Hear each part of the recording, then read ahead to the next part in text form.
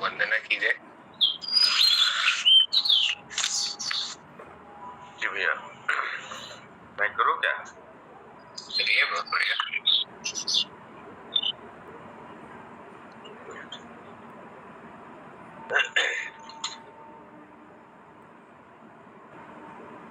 आज पठन भी है।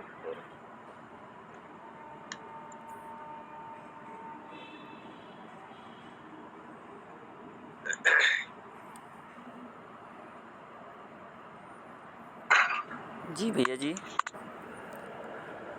जी हेलो। हाँ भैया जी, मैं कह रहा था कि वंदना आज मैं करना चाह रहा हूँ।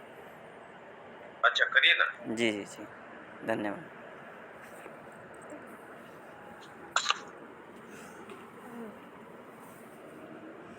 सभी को आवाज़ आ रही है हमारी?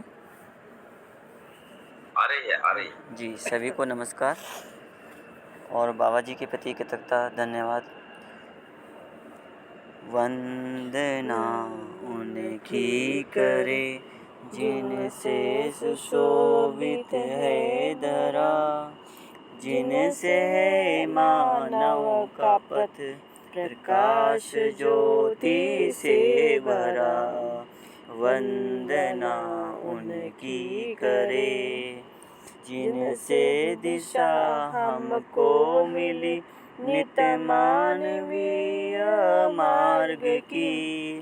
पथ मिला निश्चित हमें थी कामना जिस मार्ग की।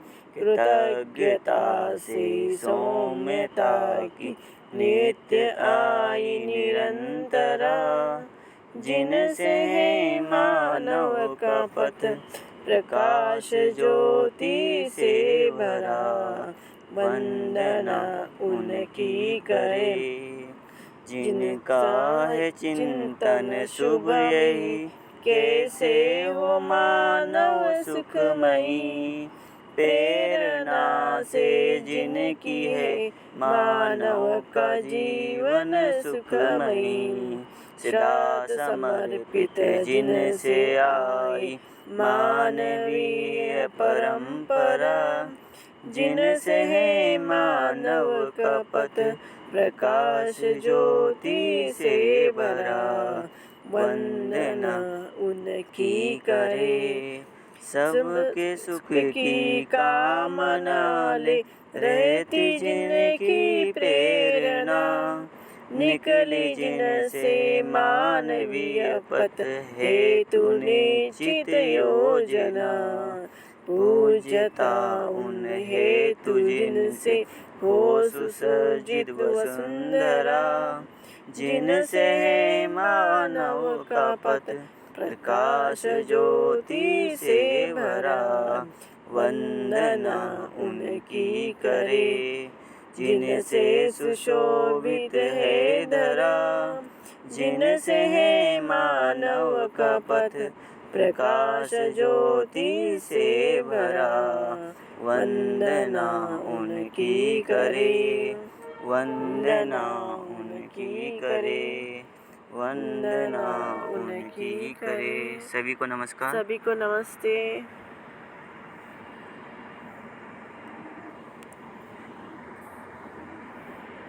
नमस्ते जी, धन्यवाद भैया। नमस्ते।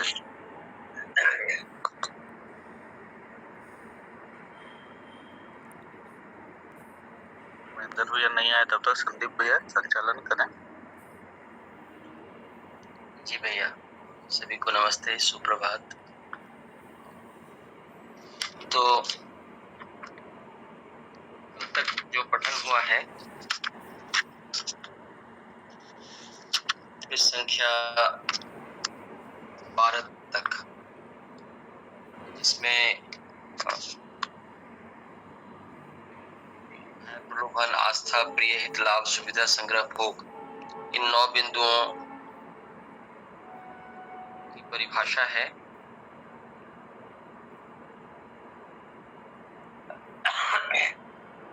इसके आगे से पठन करना है ना? हाँ, इसके आगे से आपको पठन करना है पवन भाई। पहले उस पर चर्चा करना कि पहले पठन करना, कंटिन्यूटी होती। जी, समीर भैया, मैं एक्चुअली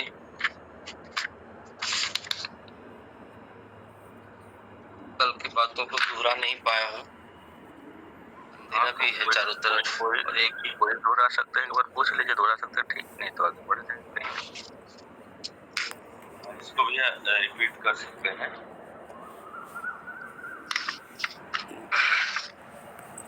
शुरू करें जी, रिपीट करना है मतलब दोबारा पढ़ना है, ऐसा कह रहे हैं?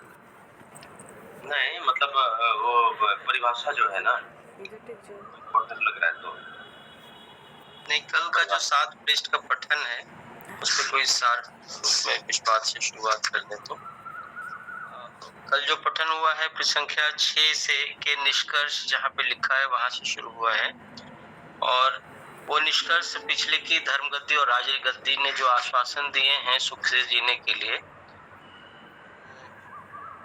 उसके निष्कर्ष के रूप में हमने वहां पे पढ़ा कि जो सुख की अपेक्षा थी मानव के भीतर, उसके लिए आश्वासन के रूप में ये दोनों गद्दियां सामने आई थी, लेकिन सुख हाथ नहीं आया था। उसका सकारात्मक पक्ष इतना ही था कि वो सुख की अपेक्षा को बरकरार रखे हुए थे और उसी के आधार पर वो आश्वासन दे रहे थे।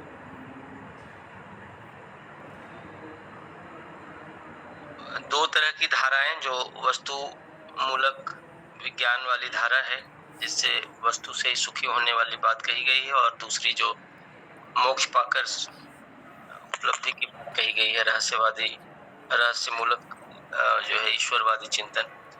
तो वस्तुवादी प्रलोभन से आस्थावादी प्रलोभन और आस्थावादी प्रलोभन से वस्तुवादी प्रलोभन तक ही सभी समुदायों की यात्रा सीमित रह गई है, ऐसा निष्कर्ष रूप में आया था। उसके बाद एक जो महत्वपूर्ण बात कल आई थी कि धरती अपने वातावरण सहित धरती संपूर्ण है, एक महिमा का मुद्दा है, यह अपने आप में संतुलित है। ये बात नहीं समझ में आने की वजह से जो संग्रह की मानसिकता अब तक बनी हुई है, और इस वजह से हम धरती पर ही एक जगह की चीज को दूसरी जगह इकट्ठा करने में लगे हैं, घर भरने में लगे। एक और अच्छी बात जो कल आई थी वो कैसे पर्यावरण संतुलन से सामाजिकता प्रभावित हो रही है, उस कड़ी को बाबा जी ने रखा है पेज 11 पर, कि पर्यावरणीय संतुलन भी एक अनिवार्य आयाम है, क्योंकि पर्यावरण संतुलन बराबर धरती का संतुलन बराबर खनिज वनस्पतियों का संतुलन बराबर ऋतु संतुलन बराबर अन्य वनस्पतियों, जीवों और मानवों का नित्य संतुलन। तो यहाँ पर मानवों का नित्य संतुलन जो है वो मुझे सामाजिकता जैसा ही लग रहा है, क्योंकि मानव संतुलित होगा तो वो समाधान समृद्धि पूर्वक परिवार में और निर्भयता पूर्वक समाज में प्रकृति के साथ तालमेल पूर्वक अस्तित्व में वो रहेगा। तो कैसे पर्यावरणीय संतुलन जो है वो सामाजिकता तक जा छू रही है, यह कड़ी से पता चला। और ये समीक्षा के रूप में बाबा जी ने कहा कि जो विज्ञान विधियां थी जिसको हमने अपडेटेड इंफॉर्मेशन के रूप में देखा, पहले जो आस्था विधियां थी, बाद में जो मशीनीकरण आया, तो विज्ञान ने जो है वो कदम ही रखा संतुलन को इग्नोर करके, यानी संतुलन उसके स्कोप में था ही नहीं, और इस तरह से असंतुलित करता चला गया। डायनामाइट के आविष्कार से लेकर के अभी तक जितने आविष्कार हुए हैं उसमें पर्यावरण को मुद्दा बना करके तब सोचा गया हो किसी आविष्कार को, ऐसा नहीं पाया है। तो जो संग्रह सुविधा वाली स्थिति है, और इस शताब्दी के 10वें दशक तक मानव ने अनेक समुदाय का भांति समुदाय परंपरा के रूप में अपने को प्रकाशित किया है। तो संग्रह के आधार पर ही समुदाय बने, और समुदाय के अंदर जो प्रवृत्तियां हैं वो इन 9 प्रवृत्तियों के रूप में जो है वो दिखाई देती हैं, जिसमें प्रिय, हित, लाभ, प्रलोभन, आस्था, सुविधा, संग्रह, भोग। इसमें प्रिय यानी इंद्रिय सापेक्ष प्रवृत्ति, हित यानी स्वास्थ्य सापेक्ष प्रवृत्ति क्रिया, लाभ यानी ज्यादा लाभ कम देने की प्रवृत्ति प्रक्रिया, यानी भ्रम, यानी अतिव्याप्ति, अनाव्याप्ति और अव्याप्ति दोष। तो मैं भय को पढ़ते हुए दोबारा एक बार रुक गया था कि हम भयभीत हैं ही कहीं ना कहीं, और ऐसा इसलिए है क्योंकि यथावत नहीं देख पा रहे हैं, हर इकाई को उसके प्रयोजन के साथ नहीं देख पा रहे हैं, या तो ज्यादा आंक ले रहे हैं या उसको इग्नोर कर दे रहे हैं, कम आंक ले रहे हैं, या वो जो है नहीं वैसा किसी और दूसरी चीज के रूप में उसे ले रहे हैं। तो इस तरह से ये तीनों प्रक्रियाओं से भय आता है, विश्वास आता नहीं, इसलिए भय आ जाता है। तो गौर करें तो भय की ऐसी यूनिवर्सल परिभाषा जो है, और वो सीधा स्वीकृत हो जाती है कि हाँ, हम यदि मुझे अभी मैं चेक कर सकता हूँ अपने भीतर, यदि मुझे किसी चीज से भय है तो वो इन्हीं तीनों कैटेगरी में कहीं ना कहीं फॉल करता है। उसी तरह प्रलोभन की परिभाषा जो है वो संग्रह, सुविधा, भोग, अतिभोग प्रवृत्ति प्रक्रिया है, जिसमें आगे परिभाषा में संग्रह, सुविधा और भोग तीनों को परिभाषित किया है बाबा जी ने। तो प्रलोभन को परिभाषित करने के लिए बाकी तीन परिभाषाएं लास्ट में रखी गई हैं। बीच में आस्था की परिभाषा जो है बाबा जी ने रखी है कि किसी के अस्तित्व को न जानते हुए मानना। तो फिर से आप देखें कि ये आस्था भी जो है वो भय के हिस्से में ही आता है। अस्तित्व को न जानते हुए मानना, यानी वहां भी अतिव्याप्ति, अनाव्याप्ति या अव्याप्ति दोष है। अब देखें सुविधा, संग्रह और भोग की परिभाषा। तो हमने देखा था कि प्रिय की परिभाषा में इंद्रिय सापेक्ष प्रवृत्ति प्रक्रिया, यानी इंद्रिय से सुखी होने की बात को प्रिय कहते हैं। सुविधा में क्या अलग हो गया, तो सौंदर्य कामना सहित इंद्रिय लिप्सा समेत उपभोग करना। और भोग क्या हो गया, तो भय, शंका, रहस्य मानसिकता सहित वस्तु और यौन सेवन मानसिकता और कार्य व्यवहार। यानी हम जब भी सुविधा या प्रिय चीजों की तरफ जाते हैं तो कहीं न कहीं भय, शंका, रहस्य मानसिकता सहित किसी वस्तु या ये जो चारित्रिक विक्षेप है उस मानसिकता के साथ होते हैं। तो इसीलिए सुविधा जो है, सुविधा की मंजिल यही है। बीच में संग्रह की परिभाषा कहते हुए बाबा जी ने रखा है कि प्रतीक मुद्रा को भविष्य में सुविधा, भोग, कामना पूर्वक कोश रचना के रूप में रूप प्रदान करना। यानी ये सारी सुविधाएं मिलती रहें, इंद्रिय लिप्सा पूरी होती रहे, इंद्रिय सापेक्ष प्रवृत्तियां कायम रहें। इसके लिए हम करेंसी जो है वो जमा करते हैं, चाहे वो आज लॉकर में हो, चाहे बिटकॉइन के रूप में हो, या पहले के जमाने में सोना चांदी के खजाने के रूप में जो है रखना चाहते थे। तो ये सभी संग्रह की परिभाषा को कोश रचना रूप प्रदान करते। तो इस तरह से जो है ये खंड जो 7 पेज पिछला पढ़ा गया उसका सार है। तो इसी के साथ समुदायों के बीच वर्तमान घटनाओं के रूप में घृणा, उपेक्षा, युद्ध का भी जिक्र है। इसी के साथ शोषण, अपहरण आदि का भी उल्लेख है। ये सब नकारात्मक पक्ष हैं, फिर भी इसमें ग्रसित रहने के लिए सभी समुदाय मजबूर हैं। तो नकारात्मकता समझ में आती है, लेकिन उपाय नहीं है तो इसी में रहने के लिए मजबूर है। ऐसा अभी की स्थिति में भी देखा जाए तो इससे बेहतर स्थिति नहीं।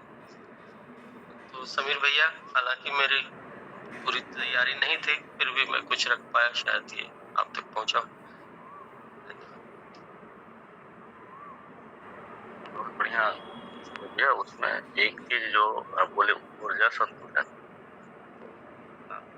तो व्यापक है, लेकिन एक चीज कैसे जुड़ता है थोड़ा ध्यान जाने पर उसको देखने से ऊर्जा संतुलन ही यदि सिर्फ एक देख लिया जाए और ऊर्जा संतुलन हो जाए, उसी से क्षमता कितनी संतुलित हो जाती है। यहाँ बाबा जी जो ऊर्जा संतुलन रखे हैं उसमें ऊर्जा के उत्पादन का जो तरीका है, तो सबसे ज्यादा फर्क ये है कि हम धरती पर वनस्पतियों को उगाएंगे, जो तेलीय वनस्पति को उगाएंगे, और उसका तय करेंगे कि एक गांव में कितने भगवान के साधन में ईंधन की आवश्यकता होगी उतना उगाएंगे। तो इस प्रकार यदि सिर्फ एक जगह वो नियंत्रण हो जाता, संतुलन हो जाता है सिर्फ ऊर्जा के लिए, पूरी धरती पर जो विषमता है, सुविधा संग्रह की जो होड़ लगी है, वो इतना कम हो जाएगा या यूं कहे कि लगभग समाप्त हो जाएगा। हमको कहीं बाहर जाना है तो उतना तेल उगाना होगा गाड़ी में डालने के लिए, तो हम जा पाएंगे। तो हम कितना उगा सकते हैं और बाहर जा सकते हैं, अनुमान लगाया जा सकता है।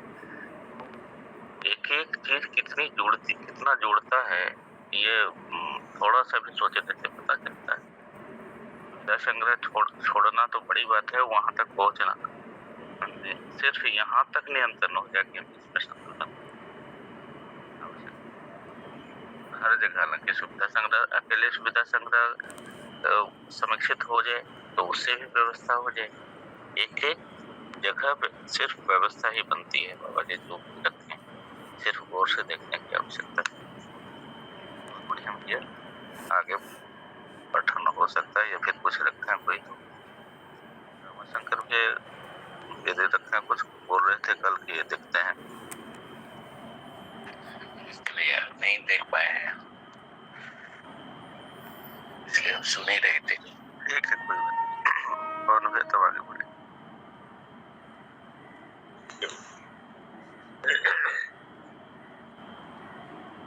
सभी को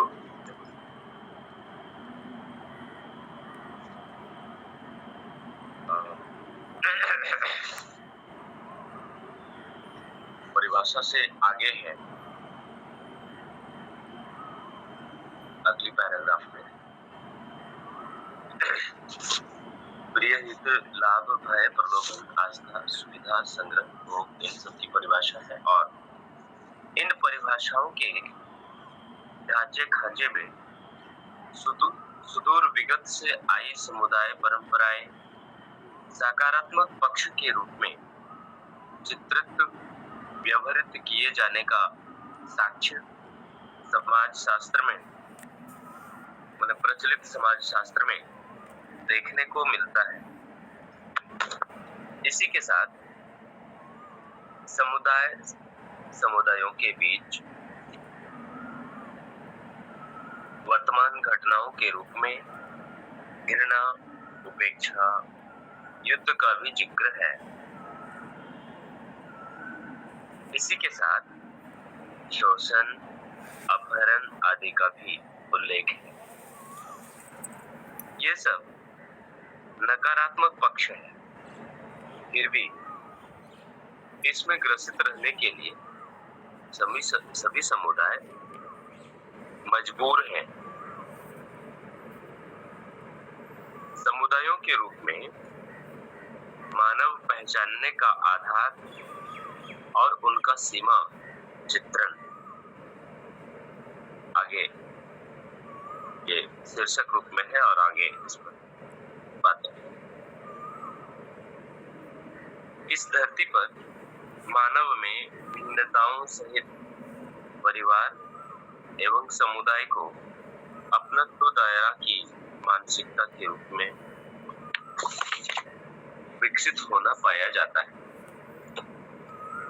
उल्लेखनीय घटना यह है कि द्वेष मुक्त समुदाय एवं परिवार नहीं हो पाए हैं।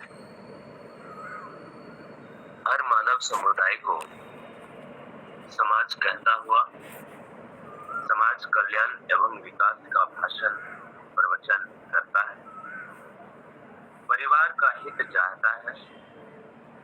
परिवारगत कुकर्म अत्याचारों को छिपाने में एक दूसरे का सहायक होना सर्वाधिक रूप में देखा गया है।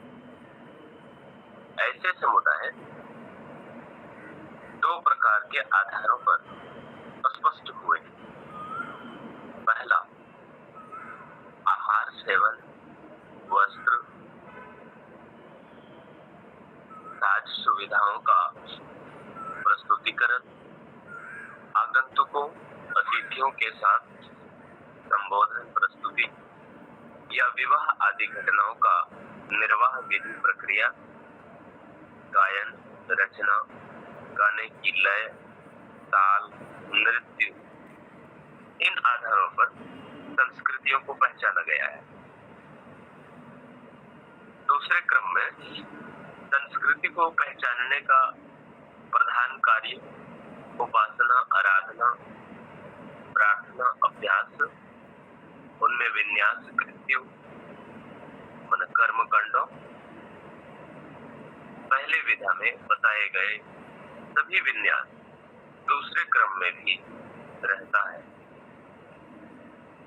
दोनों विधा विविधता सहित होना पाया जाता है। अगले पैराग्राफ में है,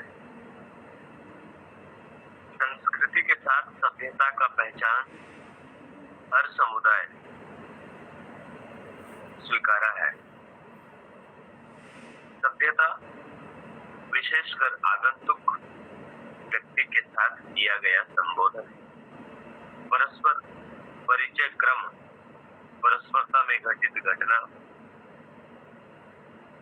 हाट बाजार, सभा सम्मेलनों में, राजधर्म संबंधों में आशय, मार्गदर्शन, निर्देशन का अनुसरण सभ्यता के मूल में स्पष्ट है। संस्कृति सभ्यता विधि व्यवस्था का नाम हर परंपरा समुदायों के मूल में होना पाया जाता है। धर्म संविधान और राज्य संविधान दोनों संविधानों में शक्ति केंद्रित है। इसलिए सभी राज्य माने आर्थिक राजनीतिक संपन्न संविधान, सभी राज्य संविधान शक्ति केंद्रित शासन के रूप में है। इसका व्यवस्था सुविधावादी होना भी देखा गया है। धर्म संविधान के अनुसार भी द्वंद्व, प्रायश्चित, बहिष्कार रूप में शक्ति केंद्रित रहा है। यहाँ धार्मिक राज्य माने ईश्वरीय राज्य के रूप में मान्यताएं प्रभावित रहा है। हर संविधान के अनुसार संप्रभुता, प्रभुता, अखंडता, अक्षुण्णता का दावा करते रहते हैं। अर्थात सभी संविधानों का प्रभाव सीमा सहित रहना पाया जाता है। उस सीमा में कोई समुदाय रहता ही है।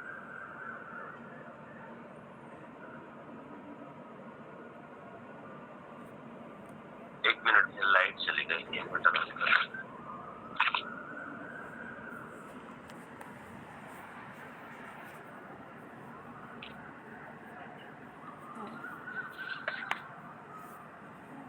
आगे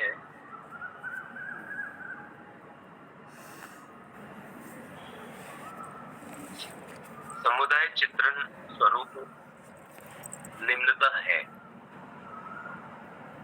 जैसे एक नंबर, नस्ल रंग के आधार पर। तो नस्ल रंग मतलब भौगोलिक परिस्थिति और वंशानुसंगीयता। दूसरा है रंग नस्ल माने संचेतना। हर रंग नस्ल वाले मानव में जीवन शक्ति, बल, लक्ष्य समान रूप में रहती ही है। इसलिए ये सब मानव के रूप में पहचानने योग्य है और आवश्यकता है। तीसरा है जाति। मानव की जाति एक, कर्म अनेक, जबकि विभिन्न आजीविका के आधार पर आज विभिन्न जाति मानते हैं।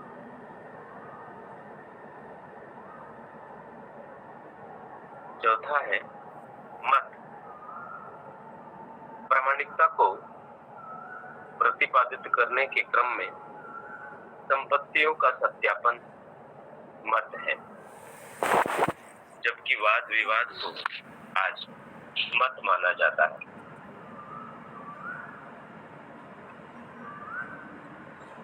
पांचवा है पंथ। किसी मत या धर्म के अनुषंगीय निश्चित व्यक्ति का पहचान सहित आस्था रखने वाली परंपरा, ये पंथ।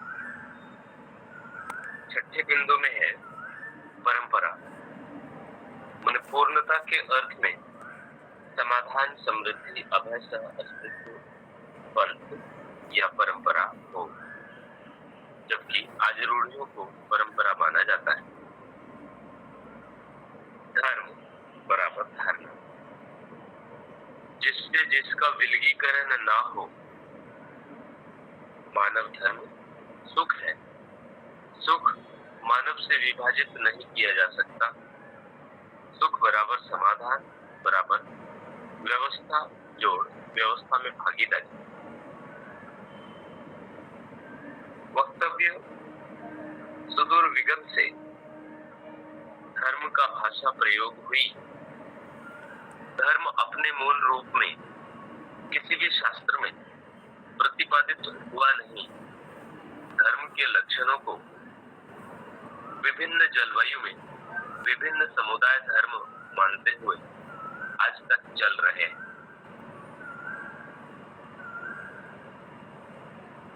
आठवें बिंदु में है भाषा। सत्य भास जाए, यही भाषा है। भाषा के प्रयोग में हम संप्रेषण शब्द प्रयोग करते हैं। पूर्णतया प्रेषित हो जाना संप्रेषण का तात्पर्य है। इस प्रकार भाषा संप्रेषण पूर्वक परंपरा में सार्थक होना उसकी महिमा है, जबकि सत्य मानव कुल में प्रमाणित न होने के कारण भ्रमित रूप में अपने इच्छा, कामना और कल्पनाओं को एक दूसरे तक पहुंचाने के लिए भाषाओं का प्रयोग किया गया। देश, देश का मतलब इस धरती पर किसी सीमित भौगोलिक परिस्थिति सहित क्षेत्रफल है। वक्तव्य है इस क्षेत्रफल में निवास करने वालों को उस क्षेत्र का नाम दिया जाता है। प्रचलित वक्तव्य है कि इस क्षेत्रफल में निवास करने वालों को उस क्षेत्र का नाम दिया जाता है। नंबर 10 में है धन। संग्रह के आधार पर शोषण पूर्वक ही संग्रह होता है। पद, भ्रमित रूप में मान्य शक्ति केंद्रित शासन में भागीदारी, ये पद का परिभाषा। आगे है अगली परिभाषा, अगली पैराग्राफ है। जागृति क्रम में 2 पद, पशु मानव राक्षस मानव, और जागृति पूर्वक 3 पद। अस्तित्व में 4 पद है, प्राण पद, भ्रांत पद, देव पद और दिव्य पद, जो पूर्ण पद है जिसको सटीक देखा गया है। ऊपर वर्णित क्रम में विविध समुदायों के रूप में बनती हुई परंपराएं अपने अपने परंपरानुगत विधि से पीढ़ी से पीढ़ी को क्या क्या सौंपते आए और इस 20वीं शताब्दी के अंतिम दशक में जीती जागती पीढ़ी को क्या से क्या सौंपा गया है। इन मुद्दों पर एक सामान्य अवलोकन आवश्यक है। परंपरा विगत में मानव के साथ क्या किया, मानवेतर प्रवृत्ति के साथ क्या किया, यही तो अवलोकन का मुद्दा है। अभी तक अनेक समुदाय परंपराओं के रूप में विभिन्न आधारों के साथ पीढ़ी से पीढ़ी को अनुप्राणित करता हुआ देखा जा रहा है।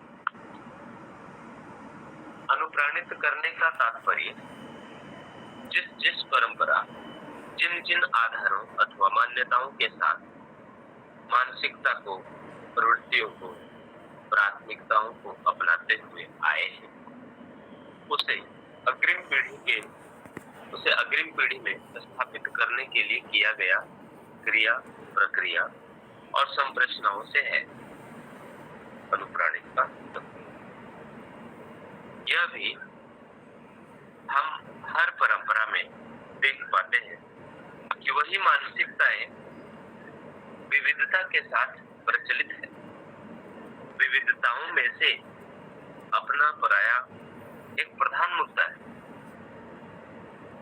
इनके समर्थन में संस्कार, शिक्षा, संविधान और व्यवस्था परंपराएं प्रधान है। दूसरे विधि से संस्कृति, सभ्यता, विधि व्यवस्था के रूप में होना देखा जाता है। तीसरे विधि से रोटी बेटी, राजनीति और धर्म नीति में एकता के आधार पर भी समुदायों का कार्य व्यवहार दिखाई पड़ती है।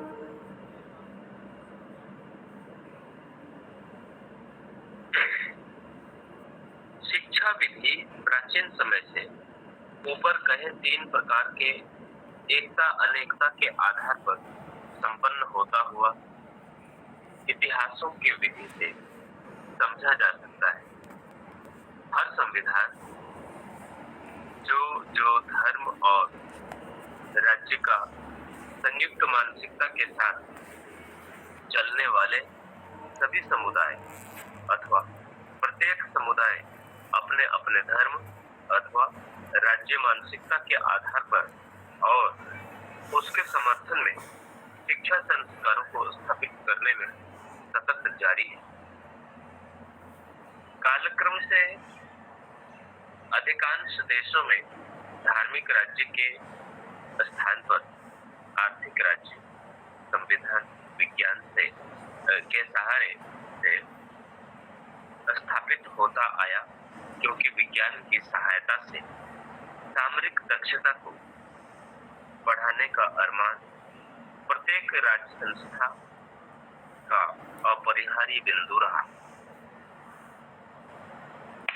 इसी सत्यतावश विज्ञान और तकनीकी इन्हीं अपरिहार्यता की सहयोगी होने के आधार पर विज्ञान का बढ़ावा बिना किसी शर्त के होता रहा।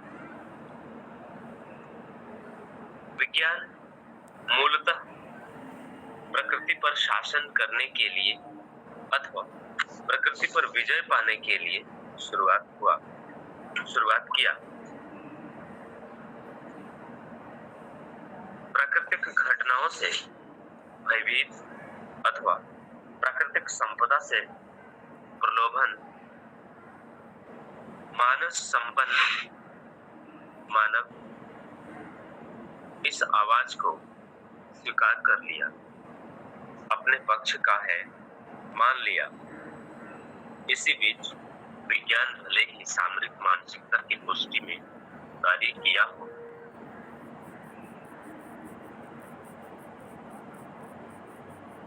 क्योंकि उसे राजाश्रय की आवश्यकता रही, राजा का आश्रय की आवश्यकता रही।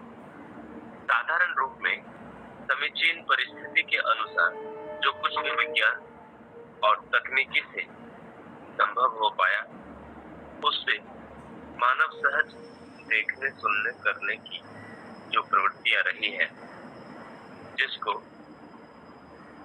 हर मानव ही जीवन सहज प्रवृत्तियों के आधार पर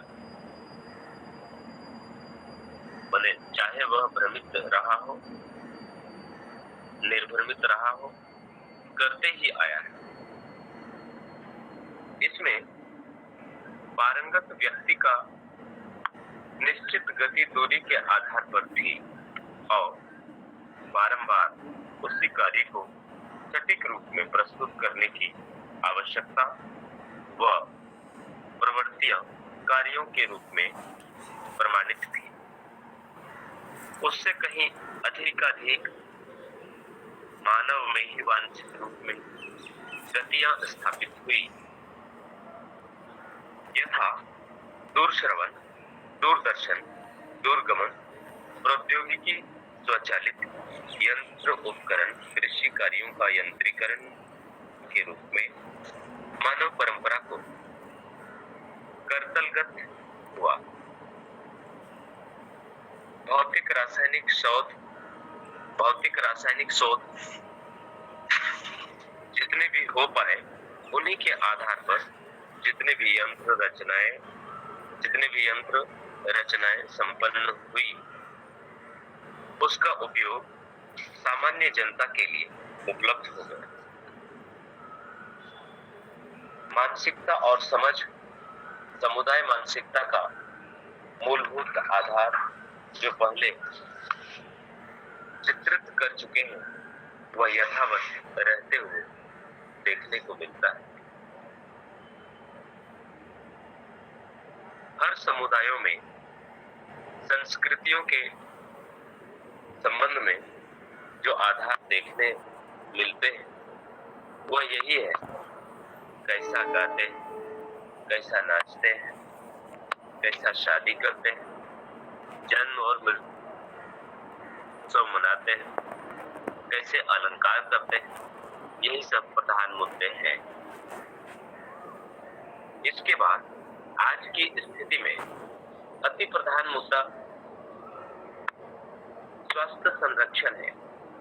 स्वास्थ्य संरक्षण का प्रमाण संग्रह, सुविधा, भोग, संघर्ष कार्यों के साथ देखना आज की स्थिति में प्रचलित है।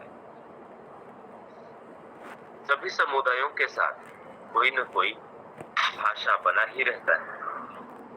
भाषा, संग्रह, सुविधा और सामरिक क्षमता के योगफल में विकसित, अविकसित, विकासशील के नामों से देशों को, समुदायों को पहचानने की तर्ज अथवा समीक्षा आज प्रचलित है। आज की स्थिति में विज्ञान शिक्षा की स्वीकृति सभी देश, सभी समुदायों में सहज रूप में होना पाया जाता है। ऐसे विज्ञान और तकनीकी से जो घटित हुआ, वह पहले स्पष्ट हो चुका है। विज्ञान और वैज्ञानिकों का तर्ज प्रकृति पर विजय पाने की घोषणा रही। वह धीरे धीरे धीमा होता हुआ देखने को मिलता है। विशेषकर विज्ञान संसार अपने संपूर्ण ज्ञान प्रक्रिया सहित संतुलन और संभावना के पक्षधर के रूप में दिखते हैं। इनके अनुसार संतुलन का तात्पर्य अपने प्रयोग विधि से जो कुछ भी घटना रूप में यंत्रों को प्राप्त किए, यही इनका अध्यात्म प्रमाण है। ऐसे यंत्र और उनके अनुमानानुसार कार्य कर जाना संतुलन मानते हैं, और ऐसे यंत्र अनेक बनने की संभावनाओं पर ध्यान दिए रहते हैं। जबकि मानव कुल का संतुलन मानव और नैसर्गिकता से अपेक्षित है। यह प्रत्येक व्यक्ति अपने में समझ सकता है, जबकि संतुलन मानव का सह अस्तित्व, सहज आवश्यकता, उपलब्धि और उसका उपयोग, सदुपयोग और प्रयोजनों के रूप में होना स्वाभाविक है। प्रयोजन सदा ही संतुलन है, जिसकी अपेक्षा सर्व मानव में होना पाया जाता है। संतुलन ही अभय समाधान के रूप में और अभय समाधान सहज विधि से सह अस्तित्व क्रम में समृद्धि का होना पाया जाता है।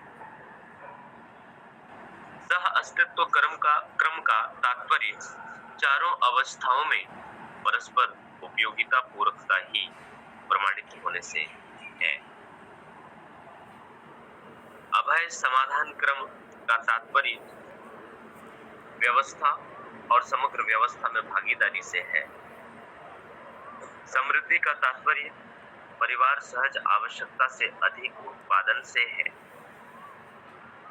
यही विधि से ग्राम परिवार, विश्व परिवार पर्यंत समाधान, समृद्धि, अभय, सह अस्तित्व प्रमाण क्रम में संतुलन और उसकी निरंतरता, मानव परंपरा सहज होना निश्चित संभावना है, जिसकी आवश्यकता सर्व मानव में होना पाया जाता है। संभावनाएं नित्य समीचीन है। और आगे है अगली पैराग्राफ में, इस प्रकार संतुलन का अर्थ सुस्पष्ट हुआ।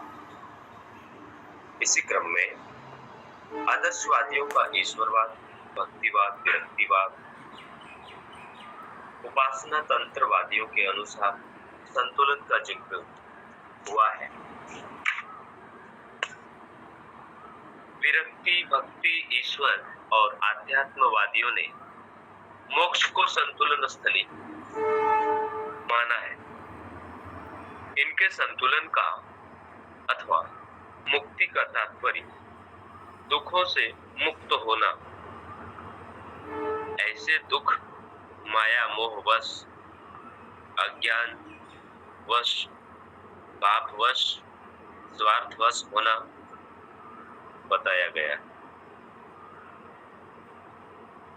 विरक्ति, भक्ति, त्याग, वैराग्य, योग, अभ्यास, पूजा पाठ, प्रार्थना आदि उपायों से दुख निवृत्ति के लिए मार्ग बताया गया है। ईश्वर परमात्मा कृपा से मुक्ति बताए। पाप मुक्ति के क्रम में पाप मुक्ति को निश्चित स्थान व्यक्ति के सम्मुख किए गए पापों को स्वीकार किया जाना, निवारण के लिए विविध उपाय बताया गया है। ऐसे पाप स्वीकृति से पाप कार्यों में प्रवृत्ति छिन्न होगी, ऐसा भी सोचा गया है। स्वार्थ, दुराव, छुपाव पाप के लिए कारण बताया। स्वार्थ के साथ संग्रह, सुविधा, भोग, अतिभोग, द्वेष, यही प्रमुख विकारों को स्वीकारा गया।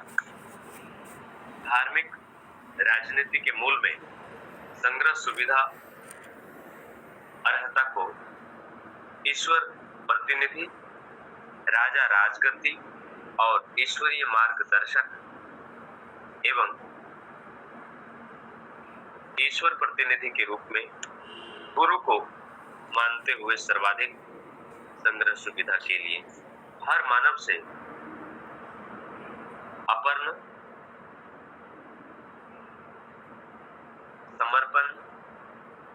समर्पण, भाग और कर के रूप में प्रभावित रहना देखा गया। कालक्रम विज्ञान युग के अनंतर अधिकांश लोगों में संग्रह सुविधा, भोग की आवश्यकता जग गई। इसके लिए संघर्ष ही एकमात्र रास्ता दिखाई पड़ा। इसलिए हर व्यक्ति, परिवार, समुदाय, परंपरा संघर्ष के लिए अपने को तैयार करता रहा। आज भी सर्वाधिक व्यक्ति परिवार समुदाय संघर्ष के लिए तैयार करता हुआ देखने को मिलता है। इसे हर व्यक्ति देख सकता है। भक्ति, विरक्ति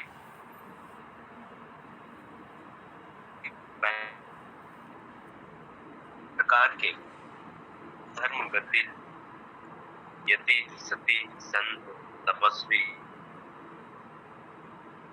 ये सब अपने तौर पर बहुत सारा प्रवचन उपदेश करने के उपरांत भी आमूलतः कोई प्रमाण परंपरा के रूप में व्यवस्था और शिक्षा के अर्थ को सार्थक बनाने के लिए अभी तक पर्याप्त नहीं हुआ। दूसरी विधि से शिक्षा व्यवस्था अखंड समाज सार्वभौम व्यवस्था में से के लिए आवश्यकीय सूत्र व्याख्या प्रमाण विधियां किसी एक परंपरा से अथवा संपूर्ण परंपराएं मिलकर अत्यंत गम्य विधि से प्रस्तुत नहीं हो पाई। इन्हीं कारणवश पुनर्विचार की आवश्यकता समीचीन हुई। विकल्प प्रस्ताव के रूप में प्रस्तुत है। आस्थावादी विचारों प्रतिबद्धताओं सहित व्यक्त किया गया निष्ठा को पंथ, संप्रदाय, मत और धर्म के नाम से बताया गया है। ऐसी निष्ठाएं एक एक विभिन्नता के साथ देखने को मिली। यही आदर्शों का भी आधार होना पाया गया। ऐसी निष्ठाओं को सर्वाधिक लोग आदर्श मानकर स्वीकारते आए हैं। जैसे नंबर 1, पूजा करने का तरीका। 2, इसके लिए उच्चारण का तरीका।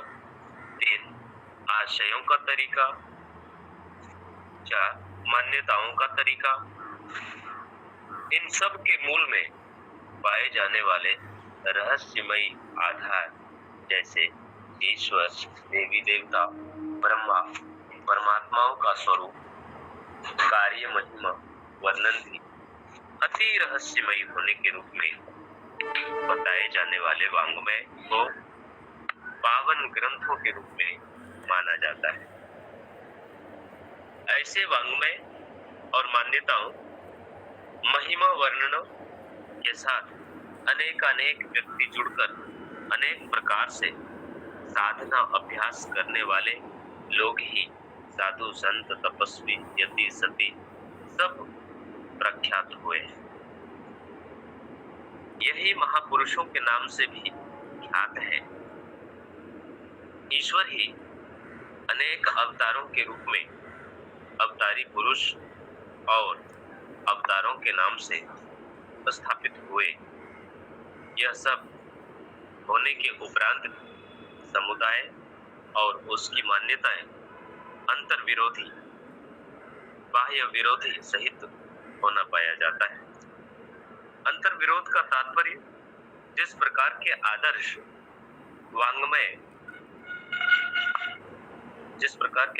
वाङ्मय आराधना आदि को मानते हैं, उसी में मतभेद होने से।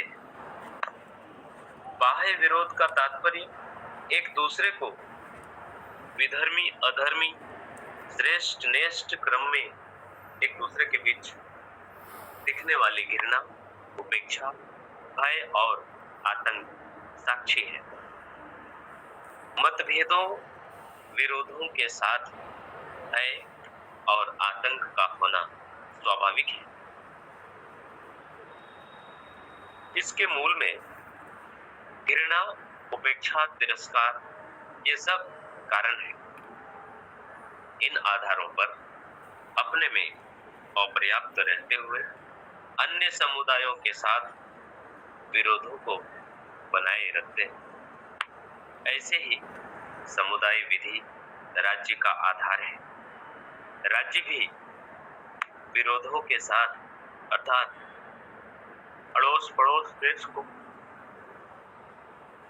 दुश्मन मानते हुए देशवासी गलती करते हैं ऐसा मानते हुए संविधान में कानून, कायदा, प्रक्रियाओं को स्थापित कर लिए। यही मुख्य मुद्दा है कि अंतर विरोध, बाह्य विरोध करते हुए समुदाय के बीच सामरस्यता संगीत हो कैसे।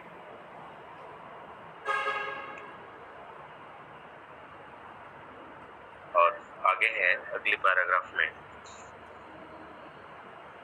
उक्त सभी प्रकार की विविधताएं राज्य और धर्म गति के रूप में स्पष्टतया दृष्टिगोचर हो पाते हैं।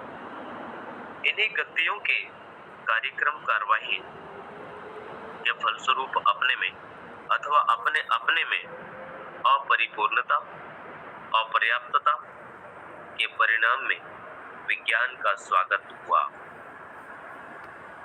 इस शताब्दी के पूर्व विज्ञान तकनीकी दूर दूर तक प्रवेश कर चुका था। इस शताब्दी के मध्य तक सब जगह पहुंच गया। इसके बावजूद समुदाय और विविधता यथावत बना ही है। अंतः कलह, बाह्य कलह भी वैसे है। इसलिए विज्ञान को अपनाने मात्र से परस्परता में अथवा अपने अपने समुदाय में मतभेद और विरोधों का उन्मूलन नहीं हो पाया। यही हर समुदाय का अपर्याप्तता अर्थात अपने में असंतुलित होने का द्योतक है। इसको परिवार में द्वेष, गांवों में द्वेष, नगरों में द्वेष और गलती, अपराधों, शोषण के रूप में, सामाजिक, राजनीतिक, आर्थिक असंतुलन के रूप में दिखता है। हर समुदाय संतुलित रहना चाहता ही है। इसी आधार पर हर मानव संतुलित रहना चाहता है। संतुलन का मूल तत्व आर्थिक, सामाजिक, राजनीतिक विधा ही है। सामाजिकता राज्य समेत ही वैभवित होना पाया जाता है। राज्य का तात्पर्य ही वैभव है।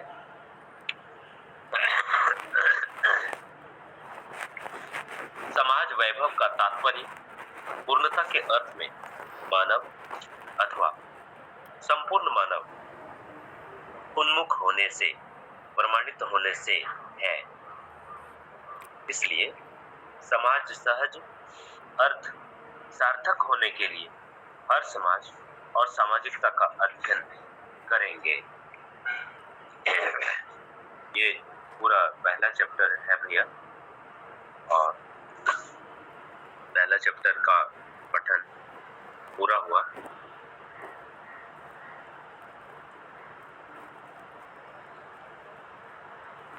और 6 मिनट अभी समय बचे हुए हैं। कुछ विश्लेषण रख सकते तो रख लेते हैं अभी। हाँ, रखा जा सकता है।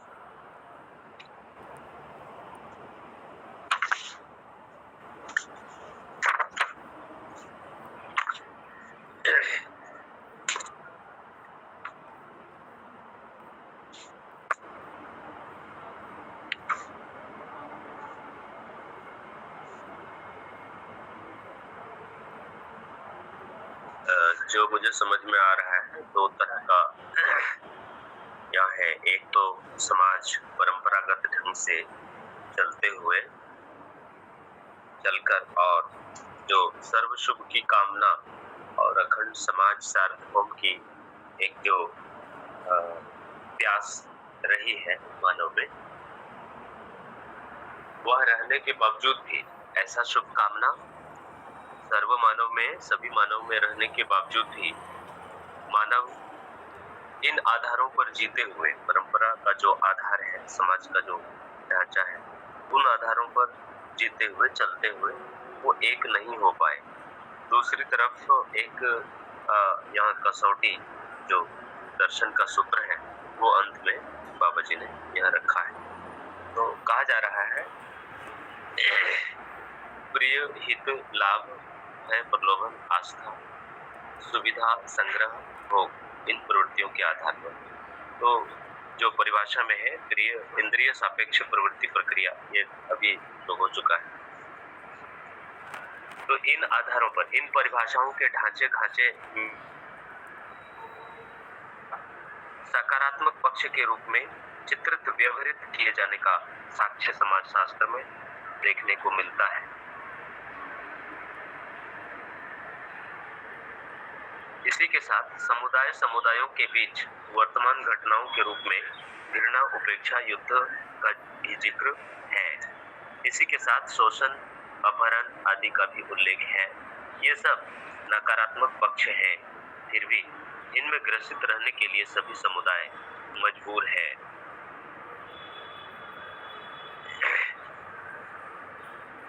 ये वही पारंपरिक समुदाय में जिस आधार पर हम चल रहे हैं वहां से हम यही पहुंचते हैं कि समाज में समाज और समाज के बीच में घृणा है, उपेक्षा है और युद्ध की भी मानसिकता रहती है। वो भाषा के आधार पर हो सकता है, अर्थव्यवस्था के आधार पर हो सकता है, और इन सब का आधार के पीछे अगर जाए तो सुविधा संग्रह, भोग, प्रियहित, लाभ, प्रलोभन और आस्था एक कारण के रूप में हमें दिखाई पड़ता है बैकग्राउंड में।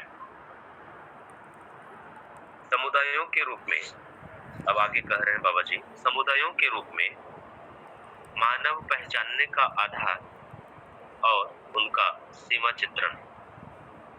समुदायों के रूप में हम कैसे पहचानते हैं और उसका सीमा का चित्रण क्या है, किन कसौटियों पर उसको देखा जाए। तो इस धरती पर मानव में विभिन्नताओं सहित परिवार एवं समुदाय को अपनत्व दायरा की मानसिकता के रूप में विकसित होना पाया जाता है। विभिन्नताओं सहित परिवार एवं समुदाय को अपनत्व दायरा की मानसिकता, अपनत्व दायरा के मानसिकता के कारण ही या अपनत्व दायरा के रूप में परिवार, समाज और व्यक्तिगत स्तर पर भी अलग होना पाया जाता है।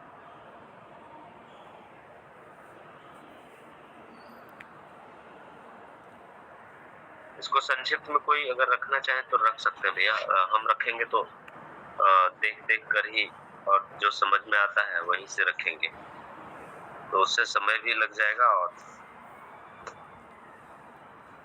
पूरा होगा। तो ये हम कल रखते भी हैं, संक्षिप्त में कोई अगर रखना चाहे तो रख सकते हैं। संदीप भैया बताएं।